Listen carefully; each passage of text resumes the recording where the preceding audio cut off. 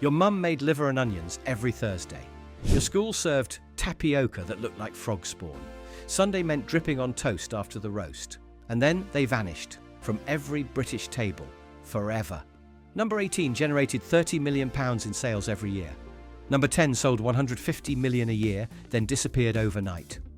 And number one was a 4-day event, an actual 4-day event, and your kids don't even know it existed. Before microwaves turned us soft, before ready meals replaced real cooking, before BSE made us afraid of our own food, this is what British families actually ate. 20 dinners that filled bellies from Glasgow to Brighton. That built Britain through the Industrial Revolution, that your parents grew up on, and I'm going to tell you exactly why they're gone. Number 20, Spam Fritters, the chippy special. Thick slices of spam, that pink processed meat, dipped in batter, deep fried till golden, served with chips and mushy peas. Every chippy made them, every single one, twice a week in Scotland, once a week down south. That specific taste, salty, fatty, wrong but right. The way the batter went crispy but the spam stayed soft. 1968, Spam sold 100 million cans in Britain. 100 million. By 1990, you couldn't find a fritter anywhere. Mystery meat, they called it, while eating chicken nuggets made of mechanically recovered slurry. Your local chippy. Friday night, Dad collecting the order. 2 spam fritters, love, wrapped in yesterday's Daily Mirror, eaten from the paper on the walk home. There's one chippy in Manchester still makes them. 1. Hipsters queue for an hour. 20 quid for what cost 50 pence. Number 19. Tripe and Onions, the stomach lining of a cow, boiled in milk. Manchester had 260 tripe shops in 1900. 260. By 1970, dozens left. Today, none. That honeycomb texture, like eating a bath mat. But when cooked right, and your gran always cooked it right, silky, tender. The onions sweet in white sauce, Lancashire tradition. Every market had a tripe stall, dressed tripe, bleached white, pre-boiled, ready to cook. An actual industry, jobs, culture, identity, Saturday tea time, wrestling on the telly, tripe simmering, the smell that meant home. Good for you, your nan said. And she was right. Pure protein, no fat, collagen for your joints. Now, your butcher doesn't even know what it is. Dogs eat it. DOGS. We feed to dogs what kept the North fed for centuries. Number 18, Fray Bentos steak and kidney pies. In the tin, £30 million in sales by 1989. 30 million. Every pantry had 3, minimum, for emergencies, for unexpected guests, for can't be bothered Tuesday. That distinctive tin. The key to open it, the way the pastry puffed up impossible high, the gravy that was basically glue, the steak you couldn't identify, but it worked. 25 minutes in the oven, feeds 2, maybe 3 if you're skint. Peas, chips, sorted. Ideal for working class families, the marketing said. They weren't wrong. Shelf life forever. Cost, nothing. Taste, everything. Uruguay made them, shipped them 7,000 miles, still cheaper than fresh. 2013 they changed the recipe. Improved, ruined, sales collapsed. The tins are still there, but they're not the same. They're not the same.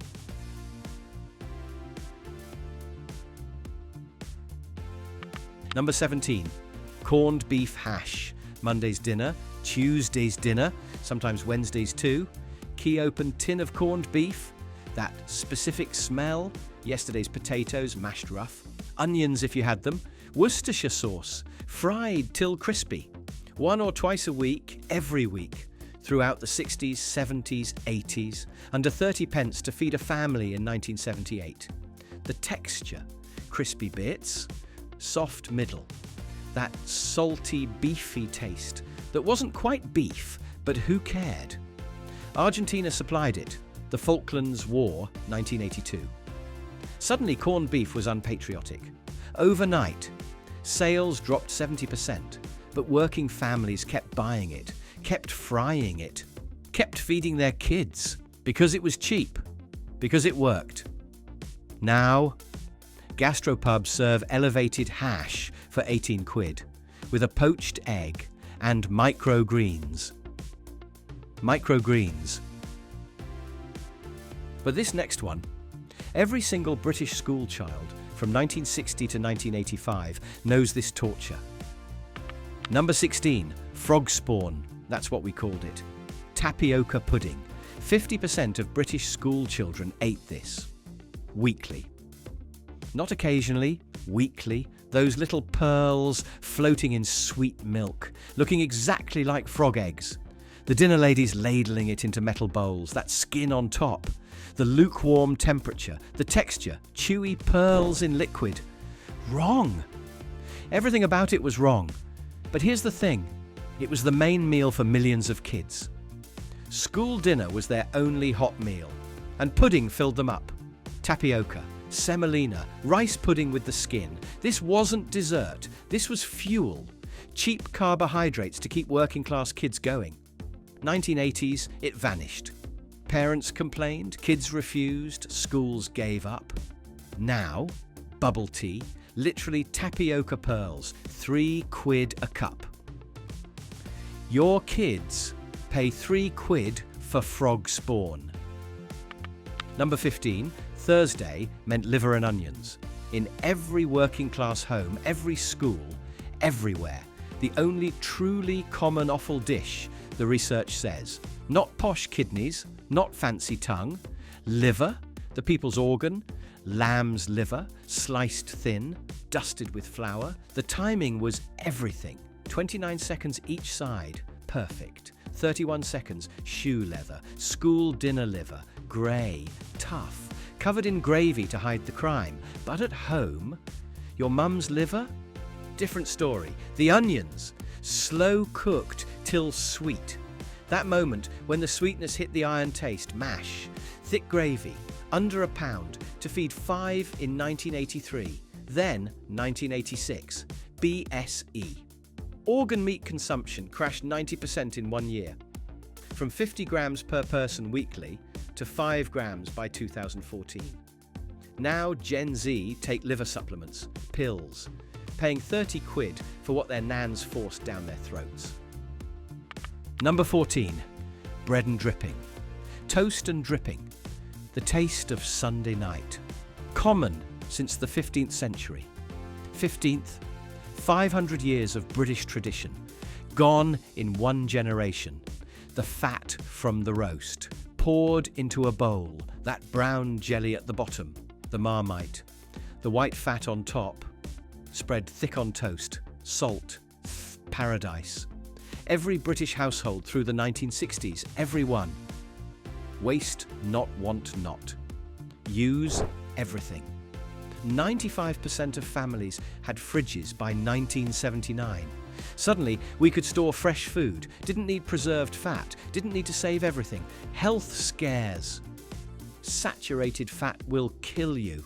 We replaced dripping with margarine. Trans fats, which actually would kill you. Your granddad lived to 93 on dripping toast and woodbines. Your yoga teacher died at 45 from stress. Make it make sense. Number 13, Pilchards on toast. Tea time staple through the 60s. Tinned Pilchards in tomato sauce, on white bread, under the grill till bubbling, every single Tuesday. The bones, you ate the bones, soft, full of calcium. The tomato sauce, sweet and tinny. The fish, salty and strong. Cornwall and Devon caught them, canned them, sold them cheap. A whole industry, thousands of jobs, British fish for British families. Then fresh fish got affordable. Frozen food arrived. Captain Birdseye conquered Britain. Pilchards, cat food. The Cornish Pilchard fleet, 400 boats in 1960. By 1990, 12. They export them to Italy now, call them Cornish sardines. €20 a jar. The Italians think we're mental. Number 12. Rabbit stew. When chicken was for Christmas and rabbit was Tuesday, your dad with his ferrets, or the rabbit man, Thursday mornings. Rabbits, wild rabbits, 2 for half a crown, cheap, lean, healthy, free range before free range was invented, fed Britain through rationing, through recession, through everything. Then myxomatosis, photos of blind rabbits in the papers. Suddenly rabbit was diseased, even though the meat was safe. 1 generation, that's all it took. From staple to taboo. Your kids think eating rabbit is like eating their pet. Meanwhile in France, 30 quid for lapin à la moutarde. The same bloody thing your nan made for pennies. Sustainable, ethical, low carbon, everything they want now. We had it. We threw it away. For Bernard Matthews turkey Twizzlers. Number 11. Steak and kidney pudding. A pudding, not a pie. Sweet pastry, beef, fat and flour, 4 hours of steaming. 4 hours. The anticipation, the kitchen windows dripping, that moment when you turned it out. Perfect dome. The pastry soft but holding. Cut it open. The steam, the gravy, the kidneys. Kidneys! Every butcher sold them. Every family ate them. Good for your waterworks, your nan said. Saturday pudding, your mum checking the water level. Don't slam the door, the pudding might collapse. BSE, kidneys became suspicious. Organ meat was dangerous. The pudding died with the kidneys. Takes too long, too heavy. We replaced 4-hour puddings with 3-minute microwave meals and wonder why we're depressed. This next one, 11 million tins imported. 11 million. Not one person admits to eating it. Number 10. Findus crispy pancakes. The freezer staple of every 80s family. Minced beef, chicken and mushroom, cheese and ham, that orange breadcrumb coating. 20 minutes in the oven, tea sorted. 1982, they sold 150 million a year. 150 million. Every freezer had a box, emergency dinner, kids' favourite. Can't be bothered Thursday.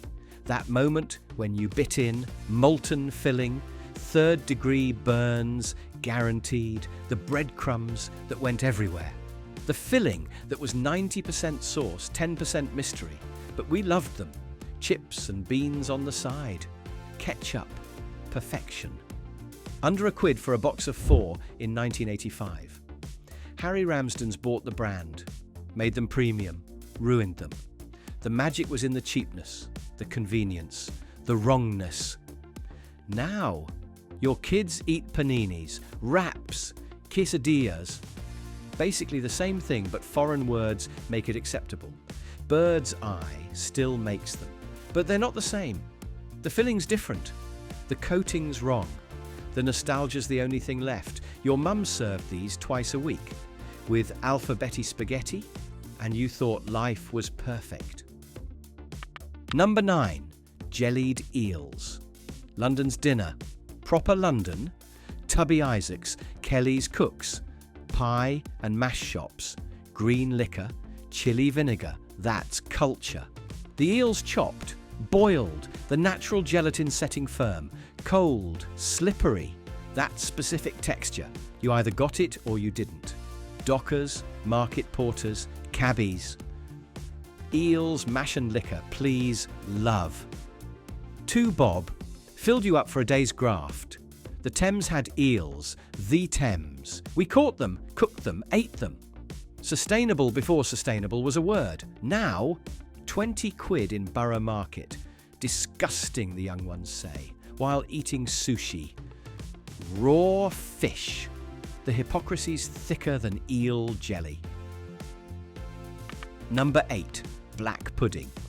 Blood pudding. Pig's blood. The breakfast that built the Industrial Revolution. Every full English, every worker's cafe, every boarding house. Fried till crispy outside, soft inside. That mineral taste. Iron you could actually taste. Berry black pudding. Stornoway black pudding. The pride of regions, thick slices, with eggs, bacon, mushrooms. This wasn't breakfast. It was fuel for 12-hour shifts. The Irish had white pudding. The Scots had haggis, but black pudding. That was ours. Blood, fat, oatmeal, nothing wasted, everything used. It's just blood, the squeamish said, while eating rare steak. The hypocrisy was thicker than the pudding. By the 90s, gone from most tables, too heavy, too much Number 7, Vesta Curry, Britain's first foreign food. Beef curry, chow mein, in a box with a separate packet of rice. Just add water.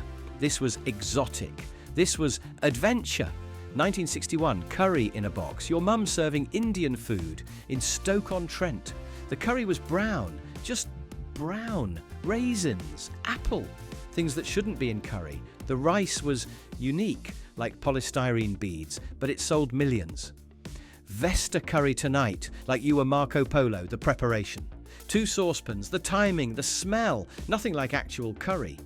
Everything like the 1970s, the sauce packet, the rice that never cooked right, that specific sweet taste. Not Indian, not anything, just Vesta. Real Indian restaurants killed it. When you could get actual curry for the same price, why eat brown glue with raisins? But for a decade, Vesta was international cuisine. It was your first taste of foreign, before takeaways, before real curry houses. Your kids eat sushi from Tesco. You ate Vesta chow mein and felt sophisticated. We all started somewhere. I can smell my school dinner hall now. Liver, cabbage, tapioca for pudding, Mrs. Patterson with her ladle. Eat up, it's good for you. And you know what? She was right. Number 6, Haslet. The Midlands mystery meat, pork scraps, sage, onion, pressed in a tin, sliced cold. Every butcher made it, every family bought it. 3p a quarter, sandwiches, white bread, mustard, every lunchbox, every baked tin, Monday to Friday. The texture, firm but yielding, that sage hit. Perfect fuel for manual work. But here's the truth. Haslet was regional, Lincolnshire, Leicestershire, the Midlands. The South never knew it. The North had their own versions. It hasn't vanished completely. 3 butchers still make it. 3 in the whole country. We didn't lose Haslet to BSE or health scares. We lost it to Subway. 2 meal deals to choice. When you could have anything, why choose mystery meat, even if that mystery meat was perfect? Number 5, Yorkshire pudding. As a separate course before the meat. This wasn't garnish. This was strategy. Fill them up with batter before the expensive stuff. Huge Yorkshire puddings, plate-sized with thick onion gravy. That was the meal for poor families. Them that eats most pudding gets most meat. That was the rule. Fill up on cheap, get rewarded with dear. The economics were brutal. Flour, eggs, milk, pennies, beef. A fortune. Make the pennies fill the space. By the 80s, we forgot why.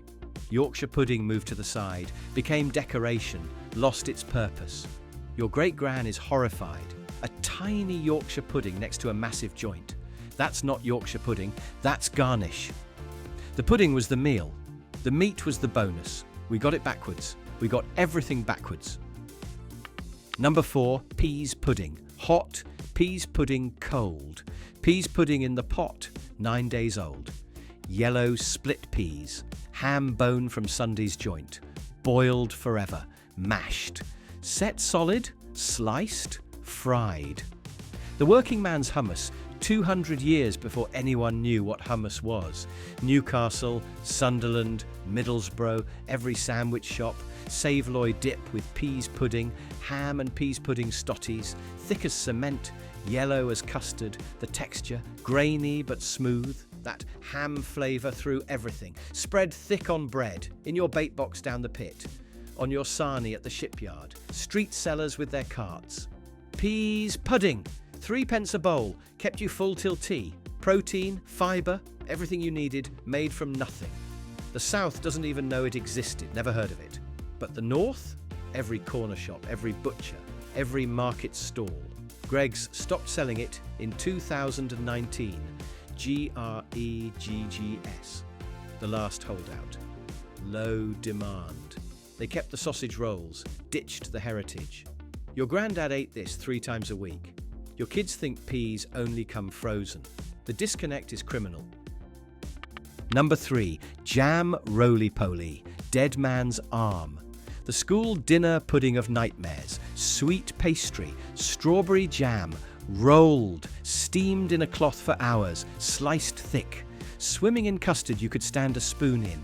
Every school, every week, that spiral of red jam looking like, well, that's why they called it dead man's arm, but we ate it anyway. The dinner ladies with their industrial steamers, the smell filling the corridors. You knew it was Roly-Poly day before you saw it, that specific dread. But here's what we forget. This was engineering. Sweet rolls that wouldn't collapse, custard that wouldn't split, feeding 500 kids on pennies, the skills needed, rolling it tight but not too tight, the muslin cloth, the string, steaming for exactly long enough. This was CRAFT. Now, your kids don't even know what sweat is. Think pudding comes in plastic pots. The whole tradition, rolling, steaming, timing, lost. Your nan made this from memory, no recipe. Just knowledge passed down, mother to daughter. Your daughter couldn't make it with YouTube tutorials. We traded handmade for Muller corners, tradition for convenience, dead man's arm for yogurt, and lost something we can't get back. Number 2, chicken Kiev, the height of sophistication. In 1982, Marks and Spencer, Findus, Bird's Eye, everyone made them. That breadcrumb coating, the garlic butter inside, waiting to destroy your shirt. 20 minutes in the oven, the anticipation, then that first cut, the butter explosion, every single time. 3rd-degree burns on your chin, garlic butter on the ceiling. This was continental. This was fancy, having Kiev for dinner, like you'd been to Paris. But you'd been to Asda, the preparation ritual, the tin foil over the ends, to stop the butter escaping. Never worked, never. Your oven bottom covered in burnt garlic butter. Saturday night, the good plates, maybe a glass of blue nun, chicken Kiev, chips and peas, living the dream. By 2000, common, cheap, embarrassing. Chicken Kiev, how very 80s, replaced by chicken breasts, plain, grilled, healthy, boring. Now, gastropubs serve deconstructed Kiev for 25 quid. Deconstructed. It's chicken with garlic butter on the side. That's not Kiev. That's fraud. M&S still makes them, but they're not the same. Too much chicken, not enough butter, no danger, no excitement, no destroyed shirts. We traded food that attacked you for food that behaves, and wonder why dinner's boring. But number 1, the meal that sums up everything we lost, everything we threw away. This one hurts. Number 1, the proper Sunday roast. Not this modern nonsense, the real thing. Starting Saturday night, the joint in salt, the pudding batter resting, the vegetables peeled, ready. Sunday morning, 7 a.m, the meat goes in, low heat. All day, the smell building, the anticipation. Yorkshire pudding as first course with gravy to fill you up. Then the meat, beef, mutton, pork with proper crackling. The vegetables are not al dente, soft, flavoured with meat juices, the roast potatoes, in dripping, not oil, dripping. Crispy outside, fluffy inside, perfect. Everything on the table at once. The good china, the whole family. No phones, no rush. Hours at the table. Then the leftovers. Dripping on toast Sunday night. Cold meat Monday. Bubble and squeak Tuesday. Soup Wednesday. One meal fed you for 4 days. One meal. Now, Sunday roast in a gastropub. 40 quid a head. One plate. Tiny portions, done in an hour, or worse. Aunt Bessie's. Frozen Yorkshire puddings. Frozen Yorkshire puddings. Your ancestors are screaming. We didn't just lose a meal. We lost a ritual, a rhythm, a reason to gather. We lost Sunday. The knowledge, the timing, the skills, passed down mother to daughter, gone in one generation. Your daughter doesn't know how long to roast beef, doesn't know what dripping is, doesn't know why Sunday mattered. We traded tradition for convenience, ritual for speed, connection for isolation. These 20 dinners didn't just vanish from our tables. They vanished from our memories, our culture, our identity. We became afraid of our food, afraid of organs, afraid of fat, afraid of time, afraid of gathering. But mostly, we became afraid of who we were. What was your Thursday tea? Did your chippy do spam fritters? Could you stomach school frog spawn? Comment below. Share this with someone who remembers when dinner meant something, when food was more than fuel, because these weren't just meals, they were who we were. Before we forgot everything. Until next time, remember what they want you to forget.